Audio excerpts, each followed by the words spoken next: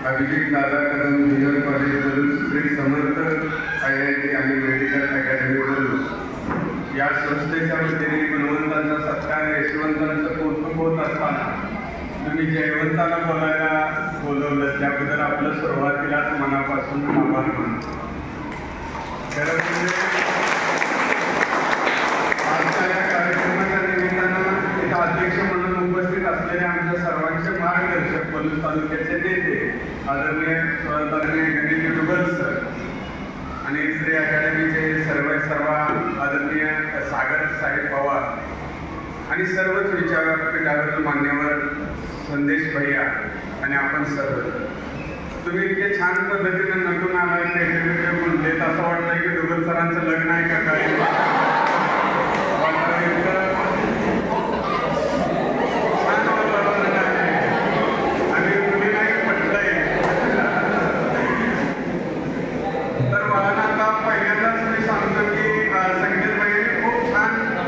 चांगल्या पद्धतीने ह्या सगळ्या गोष्टी तुम्हाला GEDच्या वगैरे सांगितलेल्या आहेत आणि सुहास साहेबांनी खूप छान चांगल्या पद्धतीने मार्गदर्शन केलेलं आहे आणि याचा पवार सरही सातत्याने मार्गदर्शन करत असतात. गणेश डुबल सरही तुम्हाला चांगल्या पद्धतीने मार्गदर्शन करत असतात. तर तुम्ही आता मनातून हे काढून टाका की आता आम्हाला एक तासभर काही तर ऐकायचं आणि गारगारायला लागणार आहे असं काही नाही. मी चांगल्या पद्धतीनं तुम्हाला ह्या सगळ्या गोष्टी कशा पद्धतीने आपण आयुष्याला सामोरं जायचं सांगणार आहे. आणि जी गोष्ट आता सातत्याने चालू आहे की ऍडमिशन आणि पुढचं भविष्य हे सांगण्याचा मला पूर्ण अधिकार आहे कारण त्या प्रोसेसमध्ये मी आहे. म्हणजे एखाद्याची मुलगी लग्नाची असल्यानंतर 4-2 वर्ष स्थळ पाहणाऱ्या माणसालाच माहिती असतं की कशा पद्धतीने मुलगा बघायचा असतो कोणत्या अडीअडचणी येतात. तसं माझी पुतणी आत्ताच RITला इंजिनिअरिंग करून असेंचरमध्ये 2 वर्ष झालं लागलेले आहे. तिला आपल्या SR पवार सरांचं आणि डुबल सरांचंच मार्गदर्शन होतं हे सांगायला मला अभिमान होतो.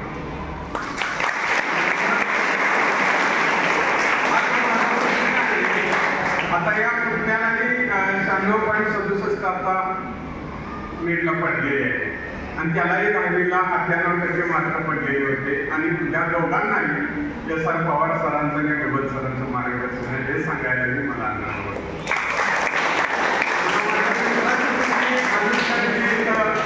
ऍडमिशन घेतलेलं आहे ती इथं आहे म्हणजे हे सगळं मला कुटुंबासारखं आहे. आणि एकूणच आता सगळ्यांनी ज्या वेळेला ऍडमिशनच्या बाबतीत सांगितलं इथूनच आता गुणवंत विद्यार्थ्यांचा सत्कार झाला आणि तुम्ही 11वीला प्रवेश घेतला. खरं म्हणजे आता साहेबांनी सांगितलं की पालक नाही हे जरा म्हणतात पण मला बरं वाटलं की पालक नाही. काय होतं की पालक असले की मग पालकांचं चुकतंय म्हणता येत नाही आणि फक्त पालक असले की त्यांचं सुद्धा म्हणता येत नाही आणि तुम्ही असले की तुमचं चुकतंय म्हणता येत. तर हे ज्या वेळेला आपण सगळेजण एकत्र असतो ना आई वडील नसतात त्यावेळेलाच आपल्याला आई वडिलांचं शिक्षकांचं महत्व सांगता येईल. निश्चितपणानं कॉलेजमध्ये ज्या वेळेला जायचं असतं डुबल सरांनी मला फोन केला मी एका क्षणात होय म्हणलं. त्याचं कारण असं आहे की लहान रोप असतं त्यावेळेला त्याला पाणी घातल्यानंतर ते त्या माती पाणी वातावरणात रुजतं. बरोबर आहे. आता वड पूजा महिना केल्यानंतर आल्यावर पाणी घातलं त्या झाडाला काय फरक आहे का? जसं आयुष्यात एकदा लॉन झालं की पुन्हा त्याला सांगून तो बदलत नाही. तर आत्ताच तुम्ही त्या वयामध्ये आहे की कॉलेजच्या जीवनामध्ये मी सातत्याने सांगत असतो की कॉलेज जीवन म्हणजे सळसळत्या रक्ताचा सप्तरंगी आविष्कार. ध्येयासाठी झुंजणारे म्हणे तत्वासाठी लढणारे म्हणे हळुवार कठोर भावमय म्हणे हे दिवस जल्लोषाचे उत्साहाचे निर्माताचे. कुमार अवस्था खरंच किती वाढले. प्रचंड हुरहुर अगतिकता असफल भावनांचा पडपडा आणि या भावनिक अंधारातून तेजस्वी तिकडे येणारे झेपावणारे तारुण्य. या तारुण्यामध्ये लात मारेल तिथं पाणी काढेल ही उर्मी आपण घेऊन जातो. जर तुम्हाला जर आता एखादा जर घरी आता वेळ झाला 5 वाजता घरी गेला जर मम्मी पप्पा म्हणजे उशीर झाला मम्मी म्हणजे तुम्हाला जेवण मिळणार नाही तुम्ही काय मैत्रिणींना फोन करणार अगं मम्मी म्हणजे उशीर झाला जेवण मिळणार नाही मम्मीचं डोकं फिरलंय का काय बरोबर आहे. पण हेच वाक्य जर 90 वर्षाच्या माणसाला घरात म्हटले की संध्याकाळी तुला जेवण मिळणार नाही ते झुरून मरण करा. तर हा वयाचा फरक आहे. या वयामध्येच आपण निर्णय क्षमता आपली अचूक असली पाहिजे आणि ज्या वेळेला आपण परफेक्ट नियोजन करतो परफेक्ट शिक्षकांचे असतात आणि मला सांगायला अभिमान वाटतो की एस आर पवार सर असतील, प्राचार्य डुबल सर असतील, योग्य हातामध्ये तुम्ही आला आहे, कारण त्याचं फलित की यांनी हे यश मिळवलं यावरून ओळखायचं की यांनी हा निर्णय घेतला तो योग्य झाला. तुम्ही 11वीला प्रवेश घेऊन तुम्ही हा निर्णय योग्य घेतला याचं आज सुचिन्ह म्हणजे याचा सत्कार आहे. याबद्दल मला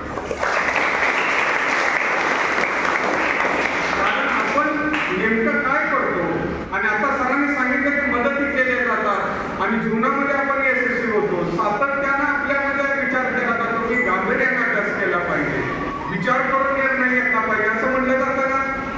पण मी ठामपणे सांगतो, आता माझ्या आयुष्यातल्या काय काय गोष्टी सांगितल्या मी तर त्या आत्मप्रबोधन म्हणू नका, कारण मग व्याख्यान म्हणलं तर ती उदाहरणं तर दिली पाहिजेत, ते सांगता तर आलं पाहिजे. ज्या वेळेला मी बघितलं की माझी मुलगी कुठली 99% मार्क पडते, नीटला 98 मार्क पडतात, त्यावेळेला मी त्या मुलींचं बारीकपणानं निरीक्षण केलेलं आहे. लहानाची मोठी जवळ होताना एका घरामध्ये बघितलेलं आहे. मी ठामपणानं सांगतो की ही यशस्वी झालेली मुलं जे अत्यंत ब्रिलियंट असतात अशातला भाग नाही, की अत्यंत हुशार असतात अशातला भाग नाही. यांच्यामध्ये एकमेव गुण असा असतो की यांच्यामध्ये सातत्य असतं. बघा, तुमच्यासारखंच हे थोडं टीव्ही बघत असतात, तुमच्यासारखंच हे रुसत असतात, तुमच्यासारखंच हे भांडत असतात. विचारा त्यांना हे काय म्हणजे पेट्रोल बोलले याला एवढे मार्क पडले म्हणजे यांना ड्रेसचा गलाच मिळाला नाही तरी आनंद होतात असला 4 दिवस तुमच्याकडे रुसून हे बसत असतात. बरोबर का? यांनाही मेहंदी काढावं वाटत असते, यांनाही लग्नामध्ये करावं वाटत असतं, पण यांना शिक्षकाचं आणि शिक्षणाचं महत्व कळलेलं असतं. म्हणून आज त्यांच्या डोक्यावर की आपल्या जीवनामध्ये आपल्याला कळायला पाहिजे की आपण काय करणार आहोत. एकच गोष्ट सातत्यानं आपण करत गेलो, एकाच गोष्टीवर आपण लक्ष देत गेलो तर आपल्याला ती गोष्ट आनंददायी वाटते. शिक्षण सुद्धा आपल्याला आनंददायी वाटलं पाहिजे. आपण ऍडमिशन घेतलं, आता आपल्याला डॉक्टर व्हायचं आहे, आता आपल्याला इंजिनियर व्हायचं आहे, ह्या प्रेशर खाली आपण जर काम करू लागलो तरी इंजिनियर झालं तरी फायदा नाही आणि डॉक्टर झालं तरी फायदा नाही. तर ह्या शिक्षणाचा आपण आनंद घेतला पाहिजे. आणि यासाठी मी सुरुवातीलाच एक उदाहरण सांगतो की अब्राहम लिंकन ज्या वेळेला विमान प्रवास करत होते त्यावेळेला एक महिला पत्रकार त्यांच्या समोर बसले. अब्राहम लिंकन माहित ना, ते दिसायला खूप कुरूप होते, बरोबर. मग ते महिला बोलत काय म्हणते की तुम्ही देवाला दोष देत नाही का, त्या परमेश्वराला दोष देत नाही का, तर तुम्हाला इतकं कुरूप बनवलंय. ते म्हणजे मी तर त्या परमेश्वराचा आभार मानतोय. म्हणजे का? म्हणजे बघा ना, आता मी 2 तास विमानात एक सुंदर चेहरा पाहणार आहे आणि तुम्ही एक कुरूप चेहरा पाहणार आहे, मग भाग्यवान होईल. देवाला दोष कुणी दिला पाहिजे? त्या सुंदर स्त्रीने दिलं पाहिजे की हे माझ्या नशिबाला पुढं कोण आणून ठेवलंय. आणि लिंकनने देवाचे आभार मानले, इतका छान चेहरा माझ्या डोळ्यासमोर 2 तास ठेवला. म्हणजे सकारात्मक दृष्टिकोन घेऊन शिक्षणाकडे बघितलं, सकारात्मक दृष्टिकोन घेऊन जीवनाकडे बघितलं तर निश्चितपणाने यश मिळतं. आज मी म्हणजे उदाहरणादाखल सांगायचं म्हटलं तर हा माझा पुण्य आहे. 24 तास आम्ही एकत्र आहे, पैकीच्या पैकी याला मार्क पडतात. मग हा विचार केला तर याला मार्क का पडतात? हा हुशार आहे का तेवढा? दुर्लक्षित होतं आणि आपलं देह हे दुर्लक्षित होतं. मग देहाला समोर ठेवणारा माणूस यशाच्या उंचावर जातो.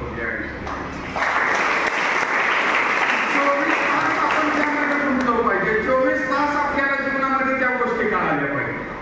आता आपण ज्या वेळेला एखादी आपली मम्मी ज्या वेळेला कुठं तर जाते बघा, हळदी कुंकवाला वगैरे जाते, त्यावेळेला उठते जाते असं होतं का? म्हणजे ते नटल्यासाठल्या डोळ्या पुढे आणू नका. अशी चपात्या करायला गेल्या, रस्त्याला पीठ लागले, भूक सुद्धा घाबरत गेला बघून अशा अवस्थेत डोळ्या पुढे आणले आणि तिला म्हणला हळदी कुंकवाला उठून गेली असं होतं का? चांगली 2 तास नटाय गेली का? बरं ती कुठं बाजारात जाऊन विकून आणते का? तुम्ही सांगेल किती का? आणि आणताना काय म्हणते, कशाला तोंडाचा मात्र करायला म्हणते का? आणि मग ती काय करते, हळदी कुंकवाला कोणी बोलत तर मग तिकडे तिकडे कोण आहे का बघते, ती टूप काढते. आता तिला काय माहिती वाल्या बट कशी लावते, ती हापूस आंबा पिळावा तसं पेलती आणि इथं बसर मोडा, इथं बसर मोडा, उत्तप्पाच्या भांड्यावर आंब्याला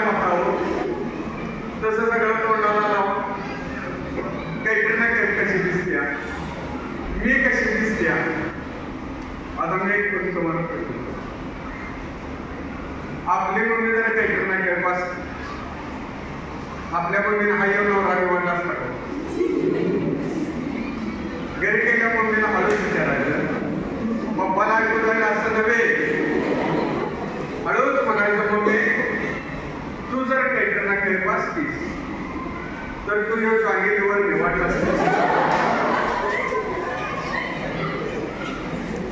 मम्मी नक्की तुमच्या गालावर नाव फिरवून मोठं मोडवलं. पण याचं ह्याला म्हणून बाहेर आल्या कोण कौतुक करतं का? करताय का कोण कौतुक? आता या दिदीने बघा ब्युटी पार्लरला 500 करायचं नाही, पण तुम्ही म्हणला का चांगलं दिसताय? म्हणला का कोण? तसं कोण म्हणत नाही. आपली मम्मी आले की त्यांच्या जावा म्हणते त्याला म्हणून आधी का टिव्ही म्हणून आणि जवळ आले पण त्याने असली साडी घेतली असं लक्षात घेतलंय. पाण्यानं खराब होत. आता पाण्यानं खराब व्हायला काही साडी दिसून खेकडे चालायला लागणार आहे. पण या सगळ्याच नंतर असतात, सगळ्याच निघालेले असतात आणि यांचंच बाळ फक्त मातीमध्ये खेळत असतं. त्याच्या अंगावर माती लागलेली असते, नाकातनं 2-2 दारा लागलेले असतात आणि त्याच्या लक्षात येतं की आपली आई कुठेतरी निघालेली आहे, तिच्या अंगावरती चांगली साडी आहे, चेहऱ्यावरती चांगला मेकअप आहे, म्हणजे निश्चितपणाने ती कुठेतरी चांगल्या ठिकाणी निघालेली आहे. आणि तिच्यासोबत जर आपण गेलो तर आपल्याला एखादा जिलेबीचा तुकडा खायला मिळेल, किरंजी खायला मिळेल, म्हणून ती पोरगं पळत येताना आपल्या आईला दिलेत तर म्हणतं मम्मी मी येणार, मम्मी मी येणार. त्यावेळेला ती माऊली त्या बाळाला उचलून घेते आणि जवळच एखादा पाण्याचा हौद असतो, त्या हौदामध्ये आपला हात बुडवते आणि आपल्या बाळाच्या तोंडावरून फिरवते आणि आपल्या 5,000च्या 10,000च्या 2,000च्या साडीने, शालूने, पैठणीने त्या बाळाच्या तोंडावरून बदल फिरवते. त्यावेळेला त्या माऊलीला 2 तास नटलेल्याचं भान नसतं दिदीनं. त्यावेळेला त्या माऊली अंगावरच्या साडीचं, शालूचं भान नसतं दादानं. तिला फक्त एवढंच माहिती असतं आपल्या काळजाच्या तुकड्याला घेऊन आपण 4 बायकात जाणार आहोत. त्याला कोणी चांगला म्हणून कडेकडे घेतला नाही तरी चालेल, त्याला कोणी देखणा म्हणून त्याचे 2 पापे घेतले नाही तरी चालेल, पण किमान तो गाण्याचा आहे असं कोणी म्हणू नये. म्हणून ती माऊली आपले 2 तास वाया घालवली. अगदी त्याच पद्धतीनं भविष्यामध्ये तुम्ही वाया गेलाय असं कोणी म्हणू नये. म्हणून तुमच्यावरती संस्काराचा, विचाराचा आणि शिक्षणाचा हात फिरवण्याचं काम ही शिक्षण संस्था करते. म्हणून आपल्याला जीवनाचा अर्थ आपल्याला कळायला पाहिजे, आपल्या जीवनाचं जगण्याचं गीत आपल्याला कळायला पाहिजे. आता बोलत असताना आदरणीय सुहाससाहेबांची तर ओळख करून दिली, मी बोललो, त्यांचं पद घेतलं का कोणतं? ऐकलं का त्यांचं पद कोणतं आहे? आता काय मग एक लघुकथा आली आणि ती कथा वाचत असताना माझ्या लक्षात आलं की खांडेकरांचं लिखाण अत्यंत दर्जेदार आहे. त्यानंतर मी त्यांची उल्का वाचली, अमृतवेल वाचली आणि झपाटल्यासारखा झालो आणि 9वी पासून मी ठरवलं की या जगामध्ये आपण कुणालाही चुकीचं बोलायचं नाही, कुणाच्या बद्दल तोंडामध्ये शिवी आणायची नाही, कुणाही बद्दल एकेक नावानं बोलायचं नाही. आदरणीय डबल सर असतील, आदरणीय पवार सर असतील, हे कुंडलगावचे आहेत, त्यांना माहीत आहे गावातील, परिसरातील आणि या जगातील एवढ्याही मुलाला मी आज अखेर एकेरी नावानं बोललेली नाही. 8वी पासून माझे मित्र मला हसायचे, माझ्या मैत्रिणी त्यावेळेला हसायच्या, अरे तो आवाजावर का बोलतोय. आजही त्या मला एकेरी नावानं बोलतात, मी त्यांना आवाजावर बोलतो. सर माझ्यापेक्षा कितीतरी वयाने लहान होते, पहिल्यांदा लायब्ररीत आहे. पवार सर माझ्यापेक्षा कितीतरी लहान होते आणि मला लायब्ररीत आले, बसले. मी त्यांना बसा बसा म्हणालो, या हे म्हणायचं मला आवाजावर बोलतो, विचार आहे नाही. खांडेकरांचा विचार माझ्या डोक्यामध्ये आला, अंगांगामध्ये गेला आणि मी 8वी मध्ये ठरवलं की या जगात जन्माला आलो एकटा, पण मरताना गर्दी घेऊन मी मरणार आहे. हे फक्त एखाद्या क्षणानं घडतं. मी अजिबात कुणाला इथून पुढे गेलं तेव्हा मैत्रिणी तू अशी मी अशी अशा पद्धतीने जगायचं नाही, दुसऱ्याचं घेवं दावं करायचं नाही. मला कुणाला तरी दावायचं आहे. मी इंजिनियर झाल्यानंतर समाजात मला किती किंमत मिळेल, मी इंजिनियर झाल्यानंतर गावाच्या लोकांची मान खाली जाईल, चुलत्याची मान खाली जाईल आणि भावकीची जरूर असल्या हेतून जर आपण प्रगती करायला लागलो तर प्रगती सुद्धा मिळून नसल्यासारखे. आपलं जीवन हे आनंदी असलं पाहिजे, सुखी असलं पाहिजे, दुसऱ्याच्या आनंदात आपण आनंद मानला पाहिजे. जीवनामध्ये आपल्याला काहीही कमी पडत नाही, ही सीख आपल्याला यामधून मिळत असते. एका स्मशानभूमीमध्ये एक आरसा लावला होता आणि त्या आरशामध्ये माणसं बघायची आणि निघून जायची. स्मशानभूमीत आरसा लावलाय म्हटल्यानंतर लोकांना कौतुक वाटायचं की आरसा का लावलाय, कारण त्यावेळेला माणसं स्मशानभूमीत आल्यानंतरच म्हणतात जाताना काही घेऊन जायचं. बरोबर आहे. मरणाच्या ठिकाणीच माणसं म्हणतात की जाताना काही घेऊन जायचं आहे. आणि त्यावेळेला तिथं त्या आरशाकडे बघितल्यानंतर त्याच्या लक्षात यायचं की मी जगाला म्हणतोय जाताना घेऊन जायचं आहे, पण या आरसा मला सांगतोय की तूच ही आयुष्यभर म्हणत गेलायस की जाताना फक्त घेऊन जायचं. आपल्याकडे बोट टाकणारा असा त्या स्मशानभूमीत स्वतःकडे आपल्याकडे माणसं म्हणतात जाताना घेऊन जायचं आहे, आयुष्य पुन्हा नाही. बरोबर आहे. जाताना घेऊन जाता येत असतं तर आता काय केलं नसतं तरी चाललं असतं, कुठले जर मन केलं असतं तर चाललं असतं. आयुष्य एकच आहे. परमेश्वरानं आपल्याला वेगळा आवाज दिला, वेगळा विचार दिला, वेगळं सगळ्यापेक्षा युनिक आपल्याला बनवले ना. आपल्यासारखा चेहरा दुसऱ्याला कोणाला आहे का? आपल्यासारखा आवाज कोणाला आहे का? मग आपण प्रभावित होऊन का करायचं का? ज्या वेळेला 30 वर्षापूर्वी बाळांनो, तुम्हाला अमिताभ बच्चन माहिती आहे? सगळ्यांनी मला एवढं तर माहिती आहे का अमिताभ बच्चन माहिती? 30 वर्षापूर्वी अमिताभ बच्चनला विचारलं होतं की पुढील 30 वर्ष या इंडस्ट्रीमध्ये हिरो म्हणून 2 नायक कोण राहतील त्यांची नावं सांगा. काय विचारलं होतं? इथून पुढं 30 वर्षांना या इंडस्ट्रीमध्ये नायक म्हणून 2 हिरो राहतील त्यांची नावं सांगा. त्यांनी जी 2 नावं सांगितली ती त्या काळातली अत्यंत डप्पर ऍक्टर होती, अत्यंत निकृष्ट, की कुणालाही वाटलं नव्हतं की आणखी 2-4 पिक्चर चाललेले यांचा, असं वाटलेले नसलेले आणि एकदम पडील रडील चेहरा असलेले, अभिनयाच्या नावाने गंध नसलेले अशी 2 नावं सांगितली. त्याचं एक नाव होतं अजय देवगण, दुसरं नाव होतं अक्षय कुमार.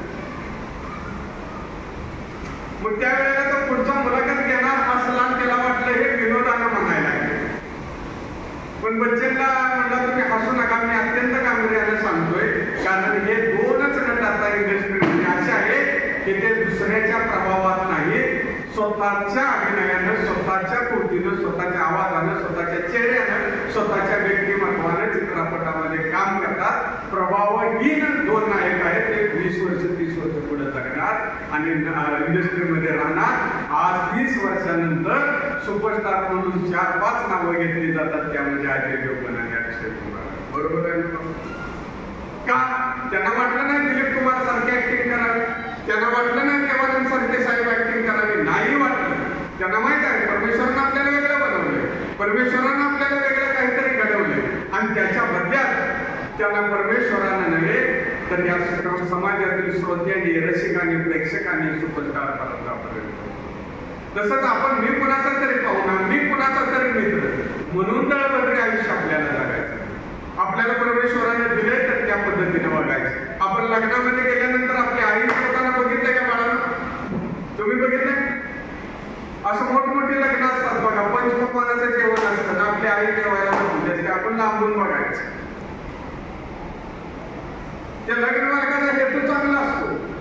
त्यांना वाटत असतं की बाबा ही गोरगरीब सामान्य माणसं त्यांना पंचपक्वान मिळावं. पण आईच्या ताटात तिथं ते येतं ना पंचपक्वान, लांबून बघायचं का बाळा. ते असा घास घेते तोंडामध्ये नेत असताना तो घास तिच्या हातामध्ये तिथेच थांबतो, कारण तिला वाटलं हे श्रीमंत आहेत म्हणून यांनी पंचपक्वान घातलं. माझ्या मुलीच्या लग्नात मी शिरा भात तर घालेल का? माझ्या मुलाच्या लग्नात मी शिरा भात तर घालेल का? या लग्नातली मुलगी डोलीतून निघालेली आहे, माझी मुलगी साधी चालत तरी मामाच्या खांद्यावरून तर जाईल का? त्या क्षणाला ती परमेश्वराला म्हणत असते की माझ्या गरीबाच्या पोटाला मुलगी कशाला दिली. तुमचा पहिला वाढदिवस झाला तेव्हा साखर वाटली होती, पेढ वाटलं होतं का नाही, जिलेबी वाटली होती का नाही, फोटो काढलेत का नाही, प्रत्येकाच्या घरात आहे का नाही, आहे का नाही? आता कुठलाही बघता पुढच्या मुलीला चांगलं वाटावं, महिलांना चांगलं वाटावं, त्यांच्याकडून टाळे घ्यावे म्हणून ते म्हणणार की तुमचा जन्म झाला त्यावेळेला तुमच्या आई वडिलांना आनंद झाला. बरोबर आहे? आणि ते तसंच म्हटलं पाहिजे. पण मी तुम्हाला सांगतो, माणूस कितीही श्रीमंत असला आणि ज्या वेळेला त्याला मुलगी होते त्यावेळेला त्याच्या डोक्यात एकच विचार येतो की ही आता समाजामध्ये माझी मुलगी कशी वागेल, समाज तिला कशा पद्धतीने ट्रीट करेल, भविष्यामध्ये ती या आव्हानाला पेलेल का? आणि जर हिच्या आयुष्यामध्ये जर दारिद्र्य येणार असेल, जर हिच्या आयुष्यामध्ये संकट येणार असेल, जर हिच्या आयुष्याची लग्न होणार असतील, तर माझ्यासारख्या गरीबाच्या पोटाला असलेली मुली दिलीच का? ही भावना प्रत्येक आई बाबाच्या डोक्यात असते. म्हणून कुणी कितीही सांगू दे, मी तुम्हाला अंतर्मनाचं सत्य सांगतो, पण ज्या दिवशी तुम्ही अधिकारी व्हाल, ज्या दिवशी तुम्ही डॉक्टर इंजिनियर व्हाल आणि तुमचं डिजिटल चौकामध्ये लागेल, त्यावेळेला तुमच्या आईच्या परमेश्वरासमोर उभा राहून डोळे काढेल आणि म्हणेल, बरं झालं मला प्रकृती त्यासाठी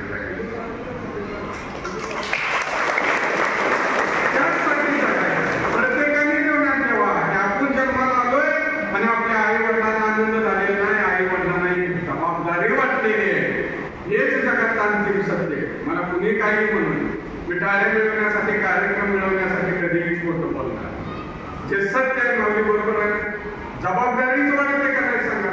मुलगी असणं ही गोष्ट प्रत्येक आई वडिलांना एक जबाबदारी होऊन बसते. म्हणून प्रत्येक मुलीचं कर्तव्य आहे की आपल्या आई वडिलांना वाटलं पाहिजे की ती जी सण 20 वर्ष घेऊन जगलेली आहे, तिच्या आयुष्याची मुक्ती, तिच्या आयुष्याचं सुख म्हणजे आपलं द्यायचं आहे आणि तिला आयुष्यामध्ये एकच गोष्ट द्यायची आहे की ती मरताना म्हणली पाहिजे की माझी मुलगी आता बिनधास्तपणे जगू शकते. यासाठी आज मी इतकं 20 वर्ष झालं मित्रांनो कार्यक्रमाच्या निमित्तानं करतो. त्या बेळगाव पासून मांजरगाव पर्यंतच्या भावानं गोरेगावकडे माझ्या पाठ झालेले आहे. मला मी एक मिस्त्री यांचं निरीक्षण केलेलं आहे. लाखो करोडांच्या बंगल्यातल्या महिला सुद्धा ज्या स्वतः 4 रुपये मिळवत नाही त्या पडद्याआड असतात, त्या नवऱ्याचा जुना मोबाईल वापरतात आणि फक्त नामधारी राहतात. स्वतःच्या कोटीवर, स्वतःच्या किमतीवर जगणाऱ्या महिला खुर्चीवर, सोफ्यावर, पायावर पाय टाकून आलेल्या पाहुण्यांच्या समोर बसतात. हे सत्य आणि वास्तव आहे. आणि म्हणून आपण त्यांना ठेवा की बाप आपल्याला चांगल्या घरात येईल आणि आपलं कल्याण होईल. अजिबात होणार नाही. तुम्ही लेकरांना जन्म ठेवा, आपल्या बापाने दाईवर मिळवलं म्हणजे आपलं आयुष्य सुखात जाईल हे प्रमाद राहू नका. कारण ते एक मृगजळ आहे आणि मृगजळ हे नदीच्या तळाशी कधी जातं हे लक्षात येत नाही. म्हणून आपलं आयुष्य आपण घडवलं पाहिजे.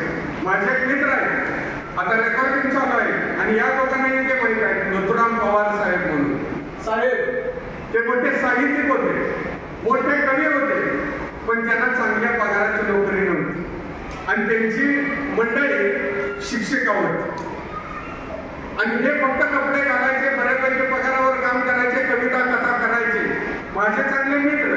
आणि अचानक ते त्यांना अटॅक आला, ते वारले. सगळं दुःख वगैरे सगळं झालं आणि 1 महिन्यानंतर बाळालं मला निरोप आला की मॅडमने घरी बोलवलं. आता कुठल्याही महिलेचा नवरा वारल्यानंतर ती महिला 1 महिन्यानं घरी बोलवते, त्यावेळेला काय होतं सांगा बघू?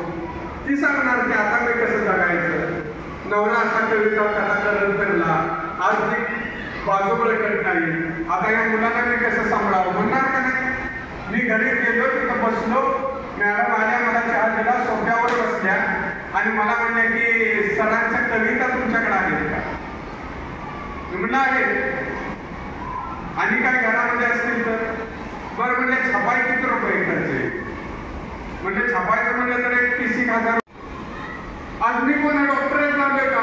मी कोण PhD लावले का? तरीही आज मला जर तुम्ही म्हणला की एखाद्या विषयी या क्षणाला थांबाने कथा सांग, मी 1 तासाची तुम्हाला कथा सांगू शकतो. तुम्ही आहे का तेवढा हुशार? अजिबात नाही. तर मी या क्षेत्राचा आनंद घेतला. 20 वर्ष मी कथाकथन करत असताना साहेब एकदाही मी आजारी नाही, एकही कार्यक्रम कॅन्सल नाही. कसं काय होऊ शकतो एका माणसाच्या आयुष्यात? कारण हा सगळा मनाचा खेळ आहे. आपण मनानं आनंदी असलो पाहिजे, मनानं प्रफुल्लित असलो पाहिजे. आता तुम्हाला एक उदाहरण सांगतो. तुम्ही तुमच्या मैत्रिणीकडे गेला, मित्राकडे गेला आणि त्याने तुम्हाला दूध दिलं आणि ते म्हणून त्याच्यात काजू वेगळं टाकलाय, आलं टाकलंय, काजू पेस्ट वगैरे असं वाचून चहा पडून दिला आणि तुम्ही म्हणता काय करा, कशाला एवढं करायचं, एवढा चांगला चहा करायचं उठून आणि ती म्हणली तर अगं काय करायचं तुला, आता काय सांगावं का नको सांगावं? ती सकाळी दुधात मांजरात तोंड घातलं.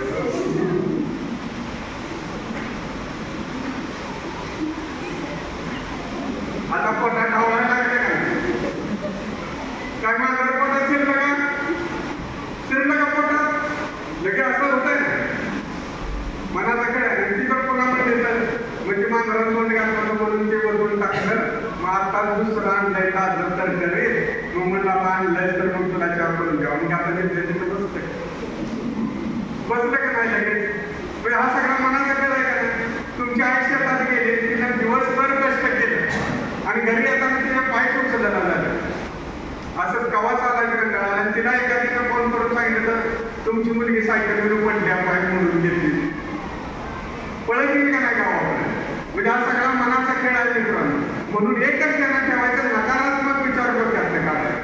नकारात्मक विचारांना आपल्या जीवनाकडे आपण बघायचं नाही. आपल्याला फक्त मूड पाहिजे जीवनाकडे बघायचा दृष्टिकोन पाहिजे. हे सगळ्या गोष्टी होतात. कैलास कटकर नावाचा एक विद्यार्थी कुंडलमध्ये एक माझा मित्र आहे. सरांचा एक मित्र आहे. पवार साहेबांचा एक मित्र आहे. 10वी नंतर सेंटरिंगवर कामाला गेला बघा. 10वी नंतर सेंटरिंगवर कामाला गेला आणि अनुष्ठाने तिला माहिती आहे ती व्यक्ती इतका गरीब होता की राहायला एका दुसऱ्याच्या घरावरती पत्र्याची पद होती त्यामध्ये राहत होता बाळाला.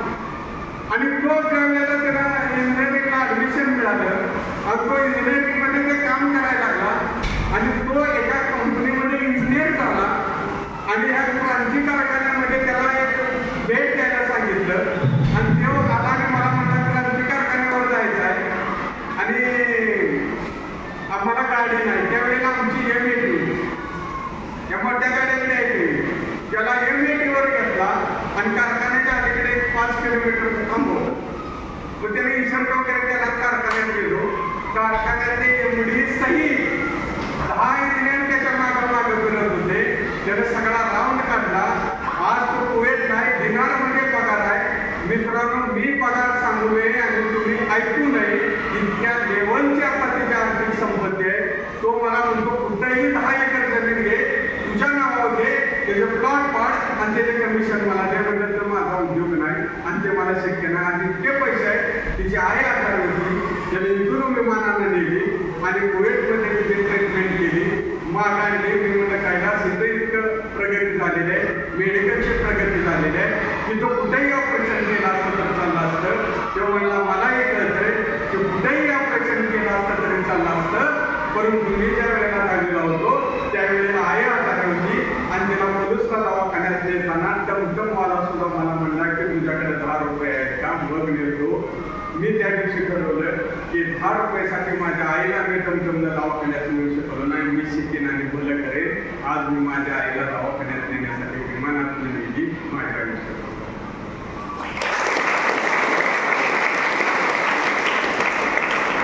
ह्या गोष्टी आपल्या जीवनामध्ये आल्या पाहिजेत. या गोष्टींना आपण स्वतःला एनकरेज केलं पाहिजे आणि इथूनच आपल्याला जीवनामध्ये आपल्याला कळालं पाहिजे की आपण कशा पद्धतीने गेलो पाहिजे. इंजिनिअरिंग असेल मेडिकल असेल कुठलीही स्पर्धा परीक्षा असेल.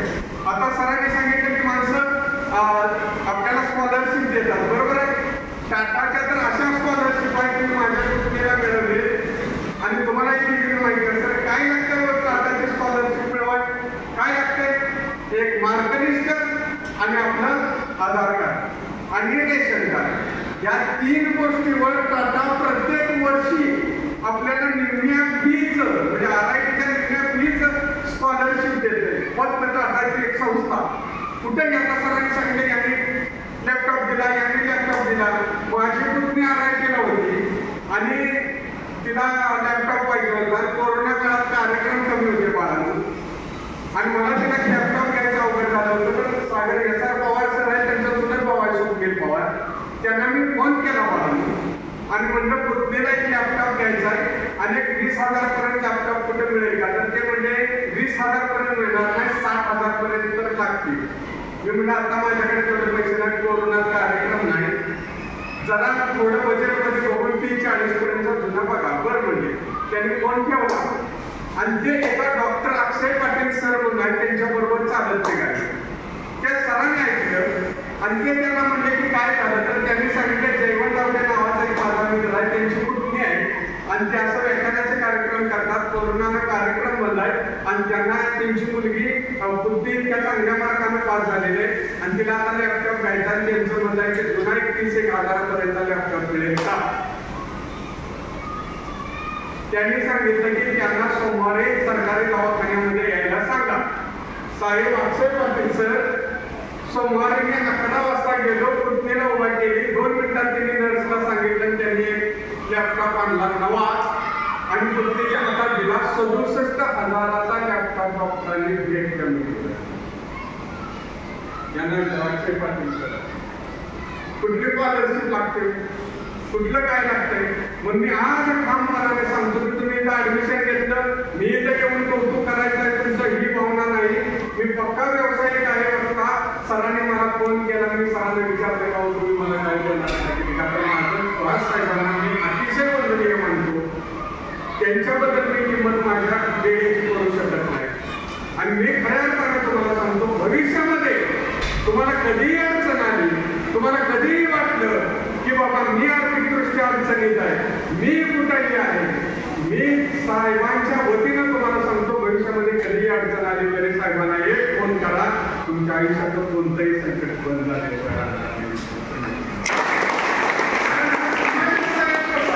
समाज उभा राहतो ना, बेडवर बसल्या का तिकडे तिकडे करायचं, म्हणजे पुढची सुद्धा त्यांना मोठी व्हायची. इतकी अशी बेडवर आपण कसं इकडे बघतो ना, असं म्हणजे कसंही करू शकतो, तसं या पुढचीवर बसताना बेडवर अशी अशी करायची, अशी पाहिजे इतकी स्लिप. आणि तुम्हाला सांगतो ती म्हणजे काय नाही, मी नेहमीच जाणार पोलीस भरतीच्या PSIच्या 10,000 जागा निघाल्या होत्या आमच्या मुलगीबरोबर. मी म्हटलं बाळा असं करू नको, कुठेतरी भरती नंतर परीक्षा नाही दिली, मी नेहमीच जाणार. आणि ती इस्लामपूरला प्रॅक्टिस करायला लागली पत्नीबरोबर. साहेब पहाटे प्रॅक्टिस करायचं होतं आणि मग नंतर तिला कळालं की तिथं राहायची अडचण व्हायला लागल्या.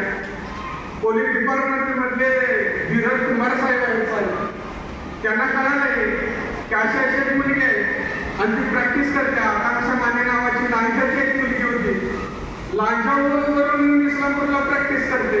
त्या साहेबांना मी बोलता बोलता म्हणलं या 2 मुली आहेत, अतिशय चांगल्या पद्धतीचं काम करतायत. साहेब म्हणजे ठीक आहे, मी माझ्या मिसेसला सांगतो. त्या मिसेस त्यांच्या महानगरपालिकेत कामाला आहे. त्या मिसेसनी गाठ घेतली आणि वरच्या बंगल्याच्या वरच्या 2 रूम, बाथरूम अटॅच, 2 रूम त्या 2 मुलीला 1 वर्षासाठी फ्रीमध्ये दिली. खायचं खाली जेवण, नाश्ता, चहा सगळं फ्रीमध्ये दिलं. एक मुलगी आता नेव्हीमध्ये सिलेक्ट झाली, कुठली स्कॉलरशिप लागली. ती प्राजक्ता खाडे नावाची मुलगी आज नेव्हीमध्ये झाली. कशामुळे झाली? पोलीस अधिकाऱ्यांना वरचा बंगला रिकामा करून मुली नाही.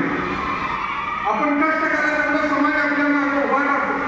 आपण कष्ट करायला लागलो, समाज आपल्याला स्वीकारतो. थोडं प्रयत्न करायला आपण समाजाचं झालं पाहिजे. आपण चुलता मदत करेल, मामा मदत करेल, आत्ती मदत करेल. या मर्यादेत आपल्या प्रगती होऊ शकत नाही. त्याचं एक शेवटी उदाहरण सांगतो मला.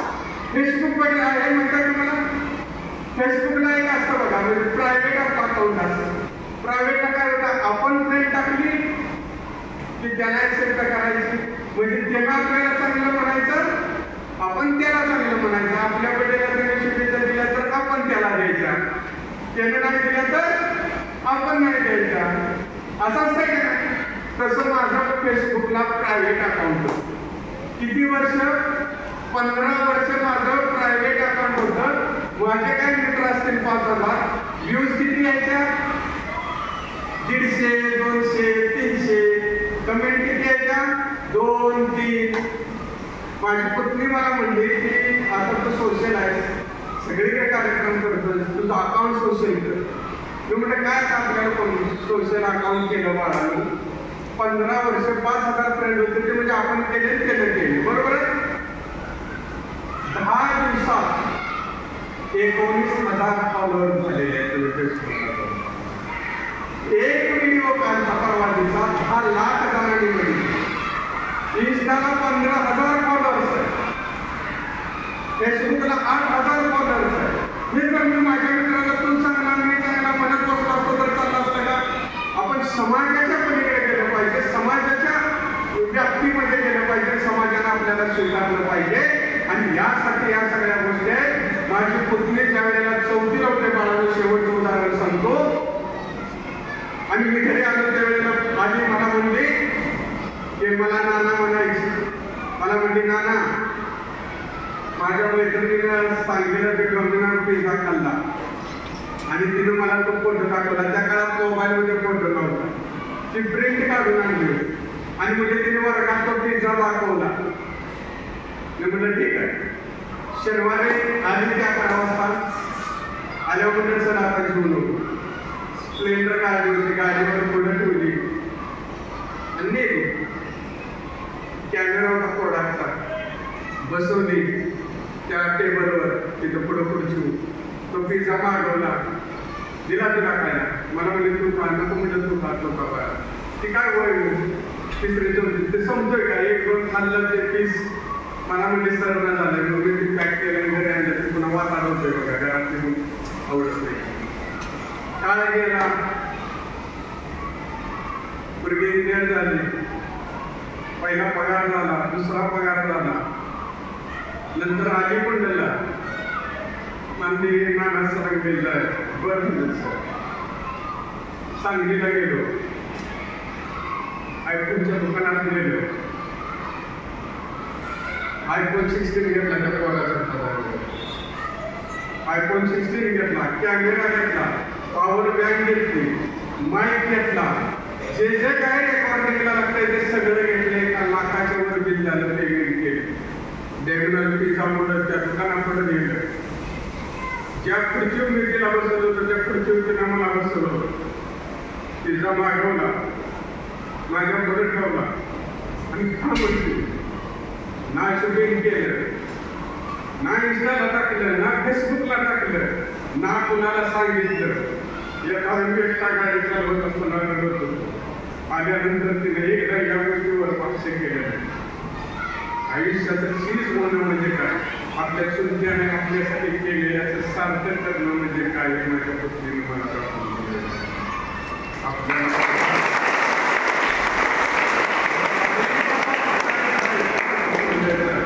चौथीतली मुलगी ज्या निरागसपणाने तिने पिझ्झा खाल्ला त्याच निरागसपणाने कार्यक्रमाच्या निमित्ताने 5 स्टार हॉटेलात जेवलेला माणूस आहे. 5 स्टार हॉटेलात राहिलेला माणूस आहे मी कार्यक्रमाच्या निमित्तानं. पण माझ्या पत्नीने मला पिझ्झा हातात खायला दिला आणि समोर बसून बघत होती. माझ्या आयुष्यातला तर सर्वोत्तम क्षण कुठला म्हटलं तर मी सांगेन माझ्या पत्नीने मला पिझ्झा खायला दिला. हे शिक्षण माणसाला किती मोठं करतं बघा. की ज्या चुलत्याला आपल्याला लहानाचं मोठं केलं, ज्या चुलत्याला आपल्याला शिक्षण दिलं, त्या चुलत्याला आयुष्याच्या 25व्या वर्षी सुद्धा त्या आयुष्याचं त्याने केलेल्या कष्टाचं चीज करण्याचं बळ आपल्याला फक्त आणि फक्त शिक्षण देतं एवढं सांगता.